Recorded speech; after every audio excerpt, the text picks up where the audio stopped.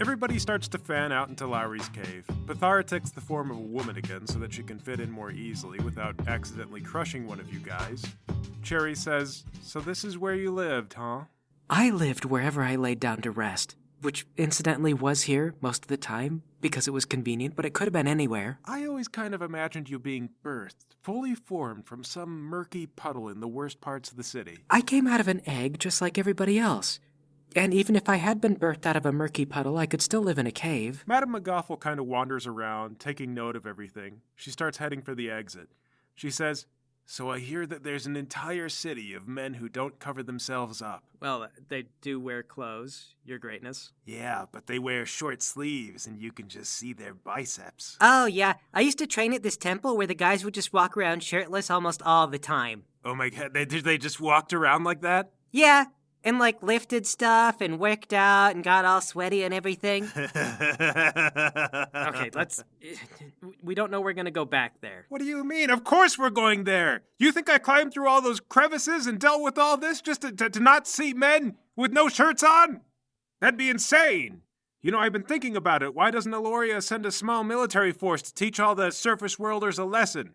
And after all that, I get it. You'd never get the supplies up through all the caves. An army that can't eat is an army that can't fight. But a small team of assassins, there you go. All right, I get it. But assassins, you can't just go in and attack someone. You have to survey the area, right? That's one of the main things. That's why I say that we need to... And then she walks into the sunlight. And she falls over screaming, "Ah, my God! The air on the surface is made of fire!" Run over and grab Madame McGoffel and drag her out of the sunlight. "A demon looked at me. I saw it out there. It's one baleful eye staring down at my..." I think you might be talking about the sun, madam. "Is it a guard? Can it be killed? How do we get past it?" And seeing her in the light a little better, it actually appears that her skin is somewhat translucent. So actually, her organs will bake in the sun in no time at all. Well, according to my briefing, the sun will sleep during certain hours of the day. Oh, thank goodness. Okay, so we'll go. First rule of business, we will kill the sun. Oh, it's completely made out of fire. There's lots of stories of man having tried and failed exactly that. You said it sleeps during hours. What are hours? During certain sands. Well, why didn't you just call them sands? Oh, because on the surface, time is measured by hours. What? That's crazy. Why would they have a separate form of telling time? Well, the surface dwellers measure their time based on when the demon in the sky goes to sleep. Has it always been there? Allegedly no. But no one has any explanation what anyone did for food before then. Well, in that case, it does make sense. By Centipora, you'd have to schedule your life around that thing. Yeah, it's pretty demanding. Hey, Elvis, why don't you go out and tell us about how many more sands or hours it will be before we can go outside? You have a peek, and it looks like the sun is headed down. It'll be just a couple more hours. We should be good in a few. How do you survive like this? Well, you gotta drink a lot of water, and if you're gonna be out all day, make sure you wear a hat. The people of the Dark Bottoms could take over this place, but who would want it? Okay, I'm gonna go and find my parents. And, cat people. What is it, idiot slaver person? And your mom gives your dad a look like he's gone crazy. See, you guys are free now, so you're allowed to call me idiot slaver person if you want. Seriously? We could just go now? Do you want to? Because earlier you said that you wanted to stay. No. I mean, I didn't think that you'd actually... Well, there's, a lot of questions now about what do you want to do, what do you want to see. Is my son still with Namir? No, actually. Is he alive? Yes, and he's not doing drugs. I didn't mean that. Where is he now? I could have him meet you wherever you intend to go. I don't care. Wherever he is, I don't even have to talk to him. I'd like to see him. I just want to see him one time. Okay, sure. That's not doable right now, but it can be arranged. Then that's what I want. Okay, all right. Go to Cherry. Cherry, do you have a way to get out of here? 300% yes. Give me a few hours and I can be gone for good. Okay. Could you take my parents with you? Maybe, but could you talk me into it? Cherry, come on! You're asking me to go on the run with two highly conspicuous cat people. Can I escape by myself? Yes. Can I take them with me? I'm not sure. We might get nabbed. I've got some stashes around the city. I don't know if some of them are being watched, but if they are, they're going to be hard to get to. I know how to lose a tail. Your parents, however, have one attached and don't know how to escape it. So what is this going to be? Another trade about money, information, what? What do you need? I am in way too deep, Paul. It's not about money or needing you to give me anything. I just don't think that I can do any more. Come on, there has to be something. No, there has to be a limit. There has to be a line that I draw in the sand where I say, you just can't push this any further. Well, what am I supposed to do with them? I went through all this to find them and get them out. Now what am I supposed to just give up here? Look, I don't know. Maybe I can think about it. There's nothing easy. There's nothing easy ahead of us. Pathara walks up to the two of you. She's supernaturally beautiful. Her curls are just falling all over the place. She says, I could not help but overhear this conversation. I've got very good hearing, just for your knowledge. But it sounds like you've got a lot of enemies. It sounds like in high places. But it seems like you guys are, on the whole, pretty resourceful. You have kind of a hostage in Madame McGoffel who doesn't even seem to realize she is a hostage. And you've also stumbled into a new friend, and she points gingerly at herself. I'll bet that your enemies think they have all the angles covered, but they haven't accounted for Madame McGoffel here, and they haven't accounted for me. I haven't accounted for you. I don't know what you're capable of or what you want. I want to run your city. I want to run your country. I can shapeshift. If you have an enemy in a high place and we can draw them out, I could probably kill them discreetly and take their place, and then maybe I can look the other way on all your discretions. Cherry gives this appraising look to Pathara, and she smirks. And she goes, You know, I have tried to use these guys as bait from the beginning. You are in for a very sorry discovery. Yeah, Lowry's gonna screw it all up. He screws everything up. Yeah, no plan survives first contact with Lowry. Pathara says, Okay, I could just eat Lowry. I don't think I want to advocate for that. Cherry says, I might. Hey, what you guys talking about? Oh, you. We were talking about whether or not the dragon should kill you and eat you so that our plans would work more efficiently. Oh. Yeah.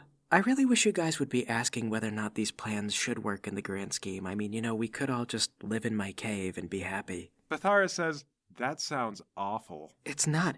I've suggested plans like this every single time, and if you guys just went along with it, it never would have failed, and you'd all be happier than you are now.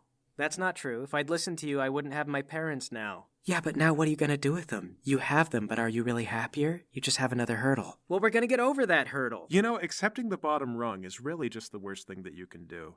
The drive to get something better than what you have now is all that stands between you and having the worst possible things. I'm not saying things have to be worse. I'm just saying that things could be fine.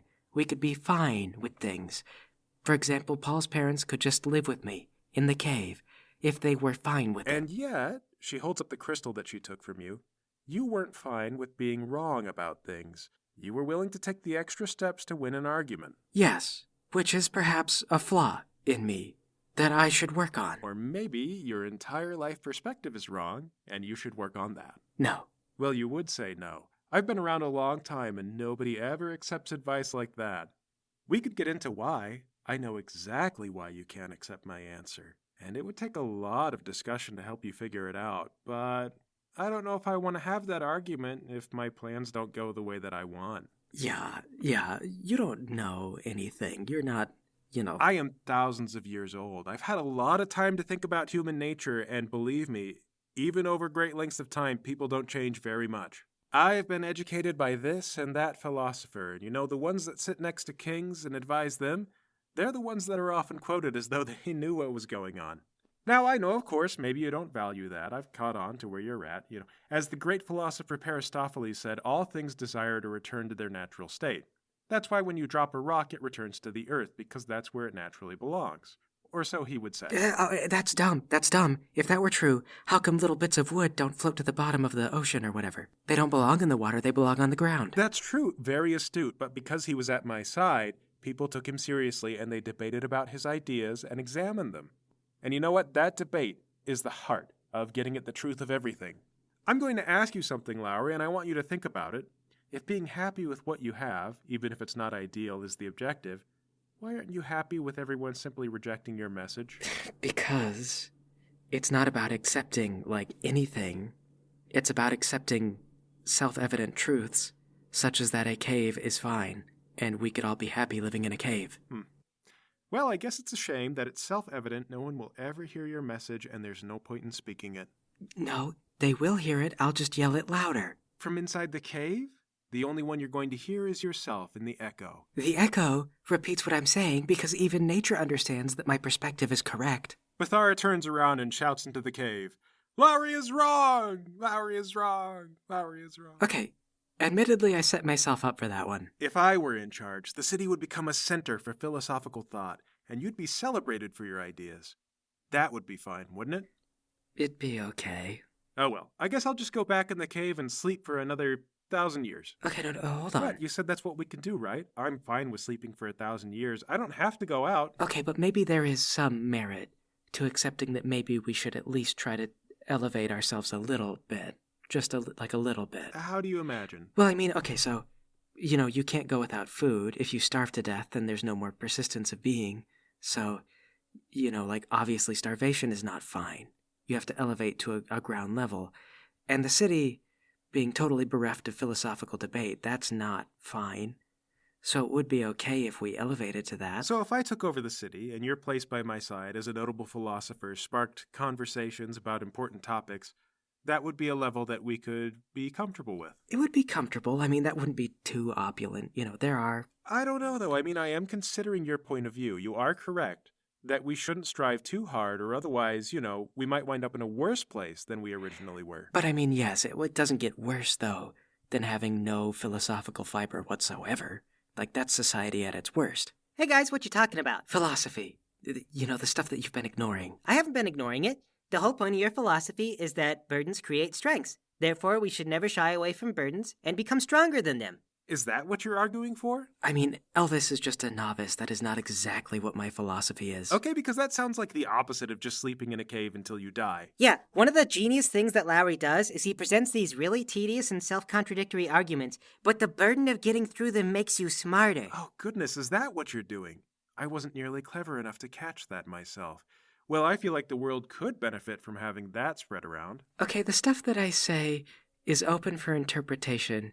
Elvis is not the final authority on the meaning of my words. No, you never stop lifting, because here's the other thing. As you get used to one burden, for you to become stronger, you have to move up to the next burden and keep on going up. You can never really drop the weight that you lifted before, whether it's mentally or physically. I mean, I kind of said stuff like that. Ah, so I see. To live the way that Lowry prescribes, we have to overcome the desire to be lazy, and overcome even his encouragement of that laziness. No, physical attainment is a virtue. I'm not encouraging laziness. Actually, I like this logic. This is a very good philosophy, Lowry. We should always be striving to carry more. We should be working harder in politics to make a better society. No, okay, see, because then there's a limit to the amount of strength that you can gather. Eventually, society gets too heavy. Right, which is why you invent a pulley system.